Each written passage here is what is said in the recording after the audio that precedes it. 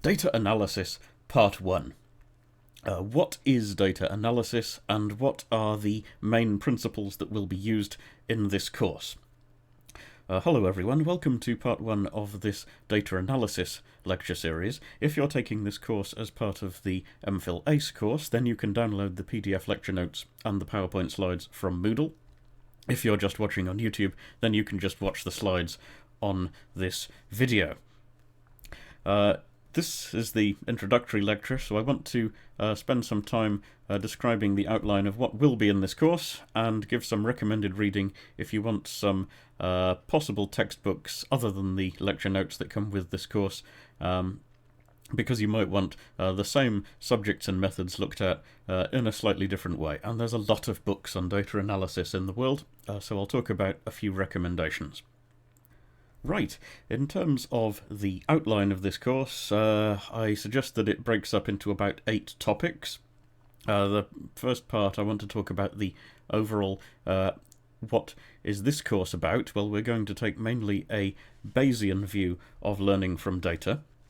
In part 2, I'll talk about descriptive statistics, or describing data, and try to emphasize that mistake number 1 that anyone can make when they read some news or they get some measured data is they can fail to distinguish between descriptive statistics, or describing the data they've got, which is a process that involves no uncertainty, and inference, or inferential statistics, or learning from data, which does involve uncertainty.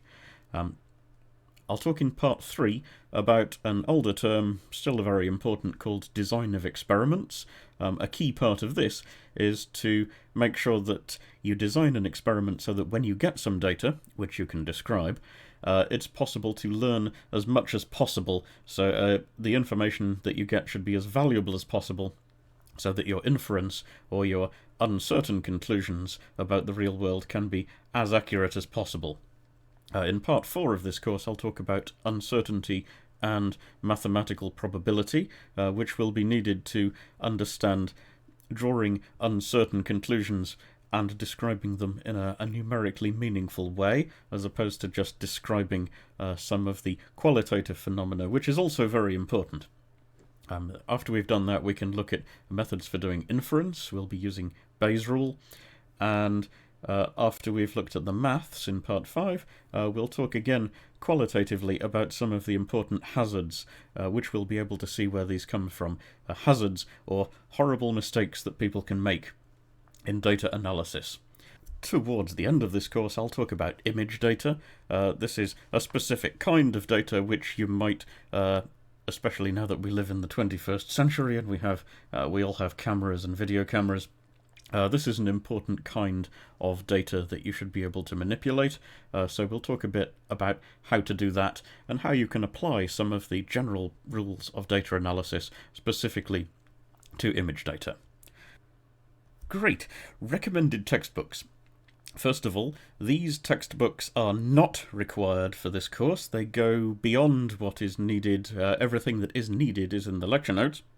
Nonetheless, the recommended textbooks are excellent introductions to particular topics, and the further reading textbooks are not necessarily good introductions for an undergraduate or graduate, but they're a very good reference once you've learned some of these subjects and you want to go back and see what kind of references do professional data analysts refer to in various different ways, either historically for Fisher's book or for modern, quite challenging practice in terms of Gellman's BDA book.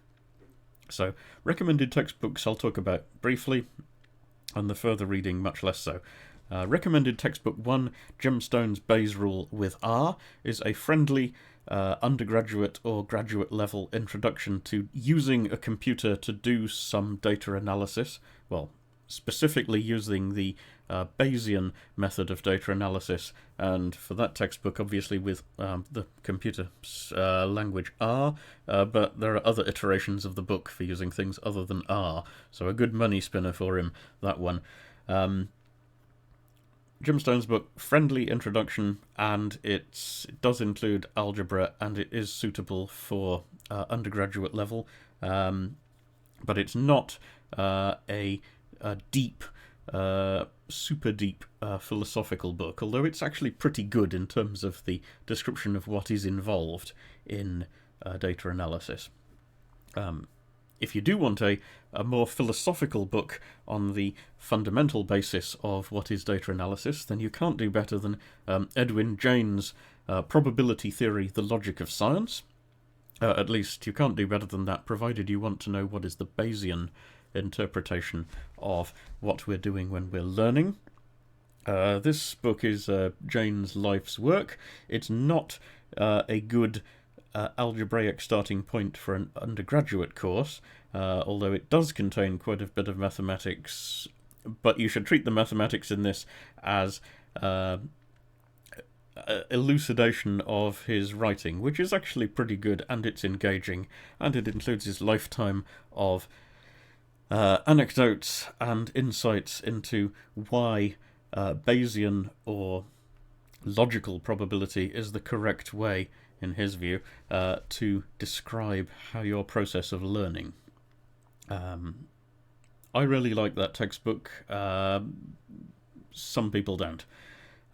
Third textbook, another outstanding one, so David Mackay's Information Theory, Inference and Learning Algorithms. This is also an outstanding book on the principles of Bayesian learning, and it's also specifically a course textbook for an advanced information theory course by one of the great professors in that subject. So that's suitable if you want to learn a lot more about information as Shannon entropy and associated theorems and sparse graph matrices and some things on neural networks. Topics which go beyond what we're going to look, well beyond what we're going to look at in this course, which is more introductory. So those are the recommended textbooks. Briefly, just a couple of other possible textbooks in further reading. So in terms of classic references, you should know that there are some famous books by this guy Ronald Fisher from the 1920s and 30s. These are not Bayesian in their approach, but these describe the frequentist approach to statistics and data analysis, which is very widespread in industry still, and which Ronald Fisher helped to popularize. In particular, the first chapter of his book, Statistical Methods for Research Workers, or the first two chapters, contains some very sound advice, which was very badly needed at the time, in terms of what data analysis is and what it can do. And then the mathematics then that he develops, it's the frequentist method of data analysis or statistics, and it's different from what we'll look at in this course, and it's actually it's algebraically harder than what we would need to look at in this course. But it's important further reading because if you want to learn a lot more about this subject, you should know Ronald Fisher exists and that his books are influential classics. Further reading, my recommendation 3 is a book called Statistics, A Bayesian Perspective by Berry. And this book I put in recommended reading. It's actually my favourite introduction to Bayesian statistics for undergraduates or graduate students, or for general readers. I didn't put it in recommended reading because it's difficult to get hold of, but nonetheless you might be able to get hold of PDF copies online. It's not impossible that you could somewhere. And then a few other further reading and references things. Murray Gell-Mann's book Bayesian Data Analysis, in this case 3rd edition. This is a huge tome. This is a book which I find pretty heavy going, but if you want to know about some of the heavy-duty machinery of Bayesian data analysis, then this textbook introduces it with worked examples or recent work done by some of the experts in the area. Recommended reading, further reading 5. Just a recommended image processing textbook. Useful simply because it takes a MATLAB specific approach, which would be relevant to this course because the MPhil ACE course includes some MATLAB, and we'll want to build on this to do some image processing using MATLAB later in the course. Finally, reference 6, Wolf from Math World. So Wolf from Math World is basically it's the Politburo for mathematical methods. So if you want to look up online some introductions to a lot of different topics in mathematics, but certainly including anything in statistics, then you can usually find short summaries of any particular subject, like sample variance or whatever, and you can pretty much rely on the people who wrote Math World to give references to good textbooks. That's important because there's a lot of textbooks in the world on statistics and data analysis, and it's important to have some recommendations of some good ones.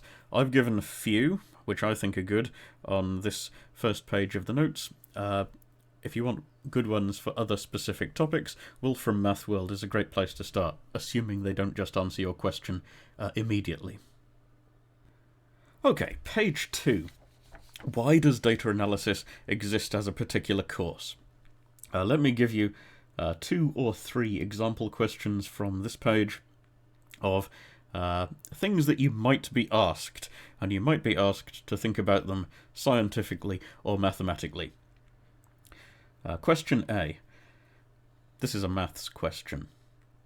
Imagine you have 343 cubes, each with a side length of 1 centimetre, and you stack them to make one big solid cube. Question, what is the side length of the big cube?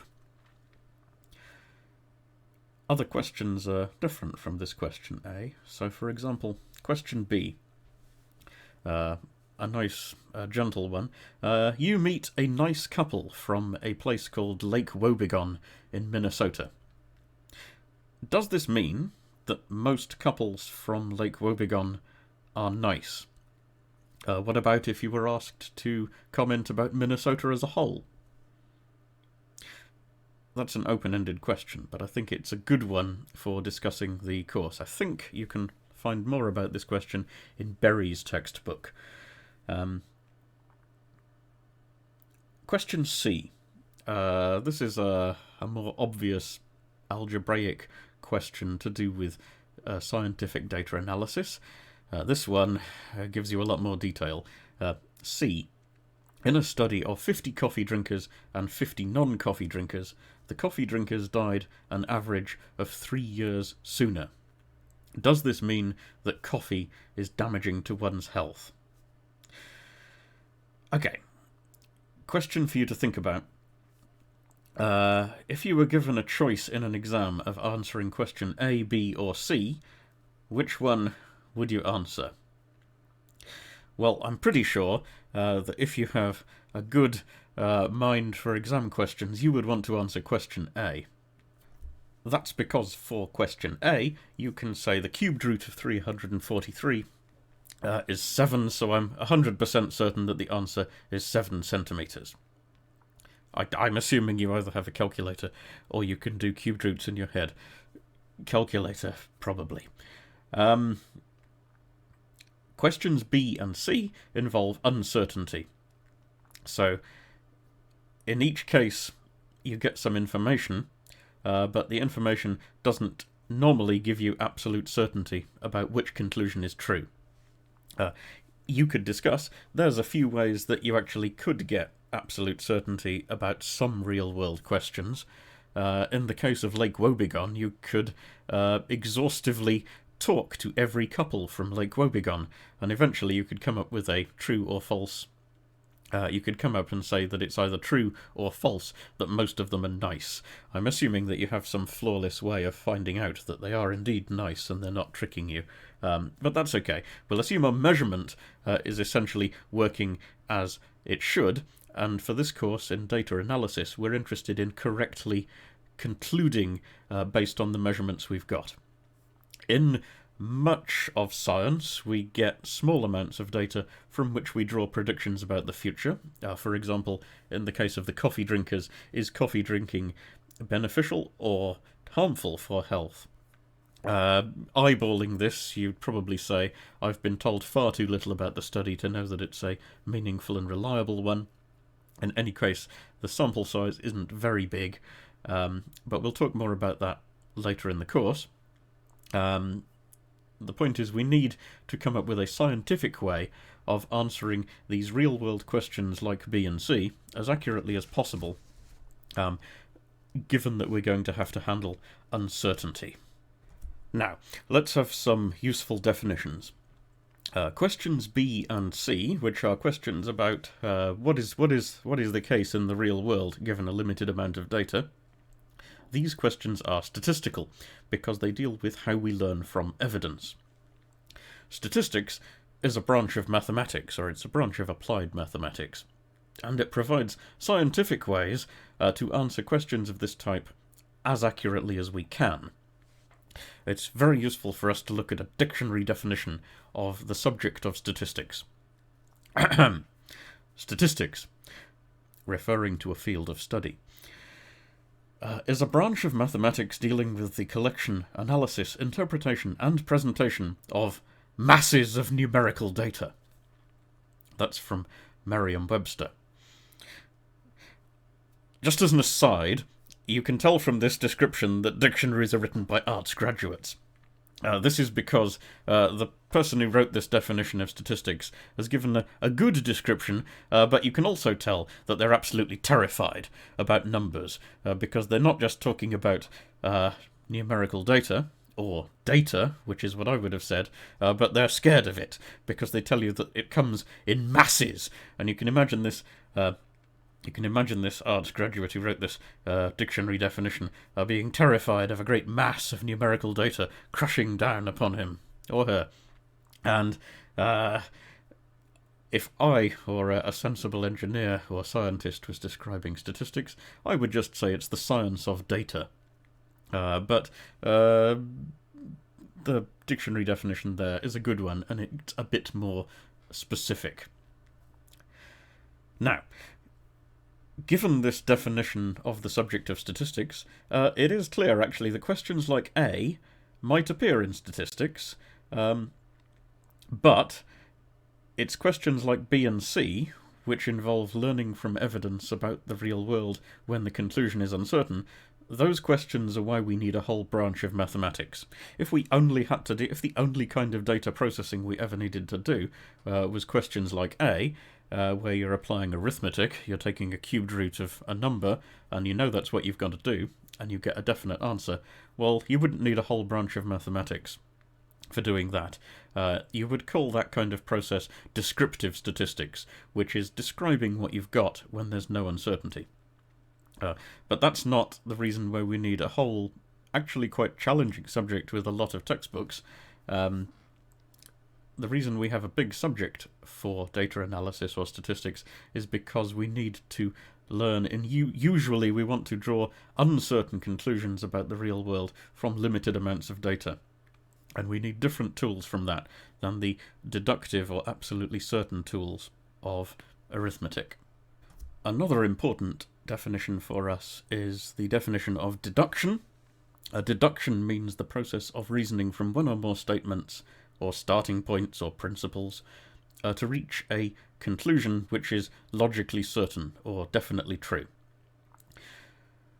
This is important for us because actually some of statistics involves simply presenting and summarizing data that we've been given. And this task is done using methods which make up a field of study called descriptive statistics. So, tasks performed using descriptive statistics typically don't have any uncertainty. The task is deductive. Now, you do need to be careful at this point, because the word statistic can have different meanings. So, a statistic can refer to a number which summarizes the results of a study. Or you could also call that a descriptive statistic. And that's distinct from statistics as a field of study. Let's try and make this more understandable with a concrete example. So in cricket statistics, if we look up the data on all of Alistair Cook's matches, then we can find that his batting average is 45.35, according to my source. This is a descriptive statistic.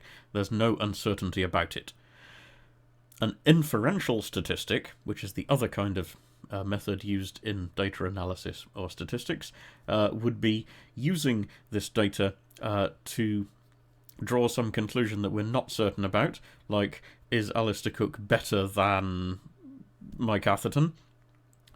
Or it might be drawing a conclusion about the future, so what will Alistair Cook score in his next match, for example. Now, as you can probably imagine, it takes often a lot of effort to simply collect data and summarize it as a descriptive statistic or as some numbers, but actually, once that's done, the second task of interpreting it using inferential statistics is actually much harder.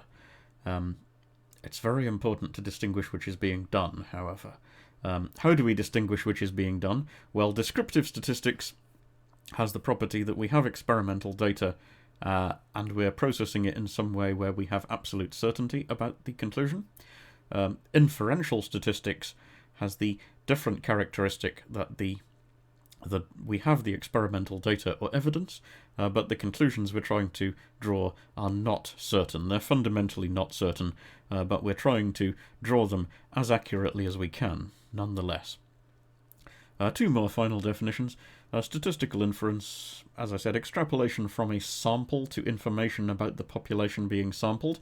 That's another dictionary definition way of saying we're taking some data, which they call a sample. We're certain about that, but we're making some conclusions about a population. That's, in other words, some conclusions about something that goes beyond or is bigger than the sample of data that we've got. A special kind of statistical inference is a prediction. This is a statistical inference about the next observation that we get, or the next sample we might get from a population. Section 1.4. Schools of thought about data analysis. While descriptive statistics, like computing Alistair Cook's batting average, are not at all controversial, everyone agrees how to do that, there are in fact a number of different schools of thought or approaches on how you should do statistical inference.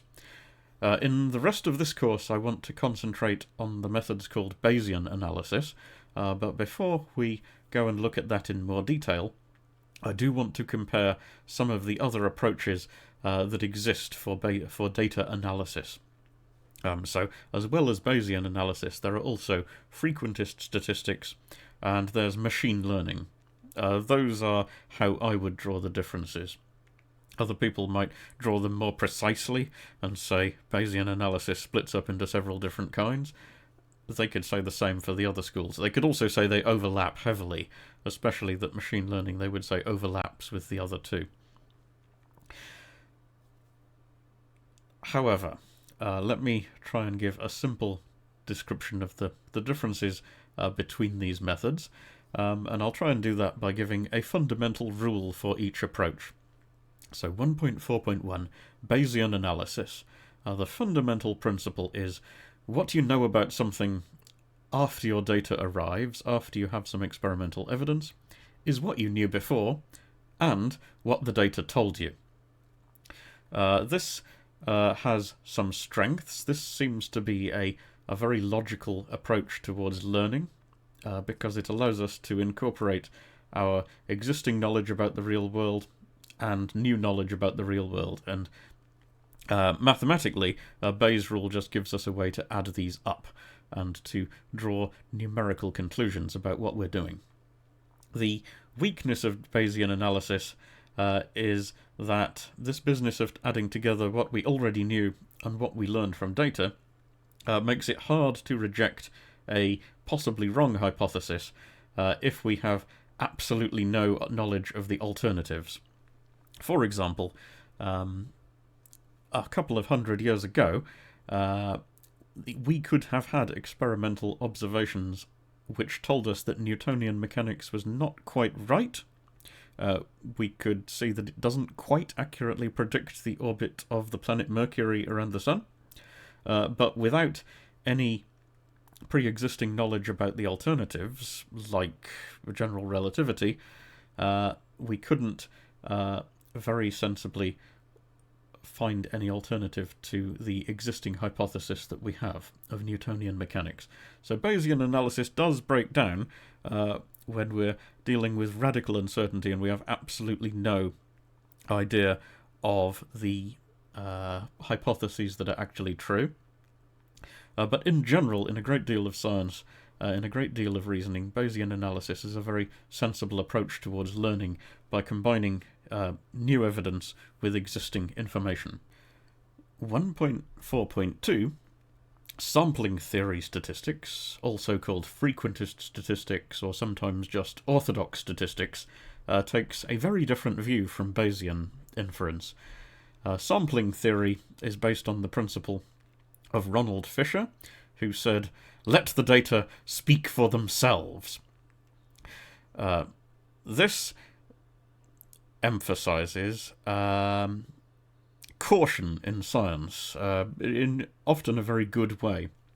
So by ruling out the possibility of adding together what we already knew about a system with what we learned from the experiment, we will allow experimental evidence to reject a hypothesis if the data clashes with what the hypothesis predicted. So frequentist statistics is very good at hypothesis rejection or proving that your theory isn't quite good enough. The main weakness of sampling theory statistics, apart from the fact that it doesn't particularly allow you to incorporate your pre-existing knowledge in the way that Bayesian statistics encourages you to. A weakness is a philosophical one, that the whole business of frequentist statistics and estimators and hypothesis tests is based upon the design of experiments which have this property of being repeatable. And actually, it turns out that designing a repeatable experiment is a way that you introduce your prior understanding of a system via the back door. So philosophically, frequentist statistics is not perfect, but it does take a very good, cautious approach of refusing to allow pre-existing information to to affect strongly the conclusions. Instead, you run something like a randomized controlled trial, as used in a pharmaceutical trial, and you try to let purely the data that you collect affect the conclusions which you draw using certain algebraic methods. But in principle, it's quite different, as you see, from the Bayesian approach in 1.4.1. 1.4.3, machine learning. This is a modern approach to data analysis.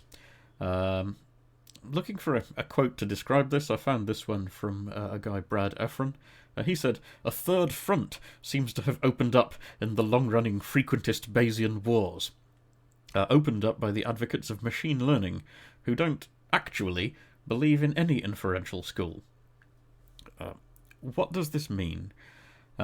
So machine learning emphasizes the importance of finding computational methods or mathematical equations which can make predictions of data that you haven't yet seen, but it de-emphasizes the use of inference about what I would call, as a physicist, underlying physical truth.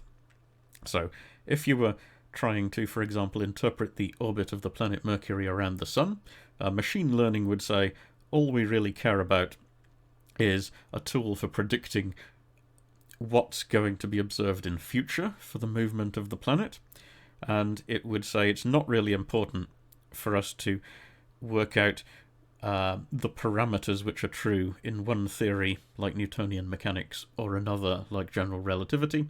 That's not important in machine learning, just prediction of future observations based on past observations. So there are a lot of useful methods in computer science for doing machine learning, but they're not going to be the main emphasis of this course. In this course, we're going to look at more of the reasoning approach of Bayesian inference, and I'll talk in the next section about why that is. Section 1.5. Why is Bayesian inference a good method for doing scientific reasoning in an engineering course? Well, scientific reasoning is usually used to obtain good explanations based on well-understood principles, and then to use these to make accurate predictions. If we want to do that, let's consider an example. This is an example from a statistician over 100 years ago called Joseph Bertrand, and I think he's quoted in Berry's textbook, which I like. So Bertrand collected these two examples to explain why Bayesian inference is really, in most scientific reasoning, the correct way to think. So he said 1.5a and b. Example A, he's collected some data about shipwrecks in Cornwall. And he looks through the data and he sees the rate of shipwrecks is higher on days when the wind is blowing from the west. And then he asks, should we expect this trend to continue? And a sensible observer would say yes, because the wind blowing from the west means that you're getting the full force of the Atlantic Ocean blowing along the coast of Cornwall. Well, this is probably likely to cause more shipwrecks than when you have wind from a more gentle direction.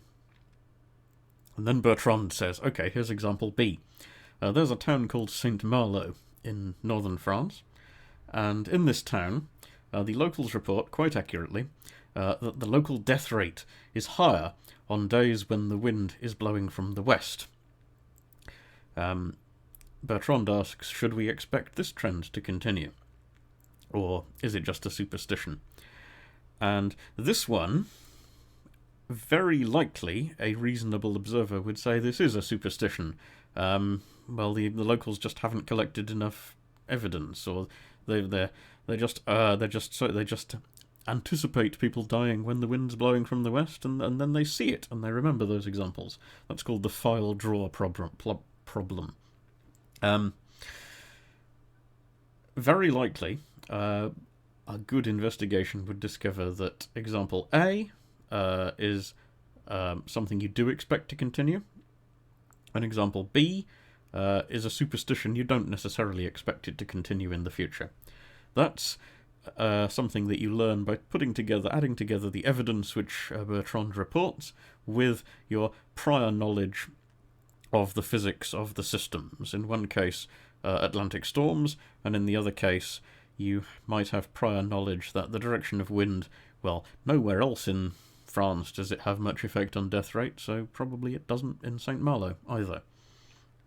So the Bayesian perspective on data analysis is that these are characteristic of the kind of questions we ask in science, where we do have strong, often quite a lot of existing information about some question, and we need to find a way of adding up the evidence that we've seen.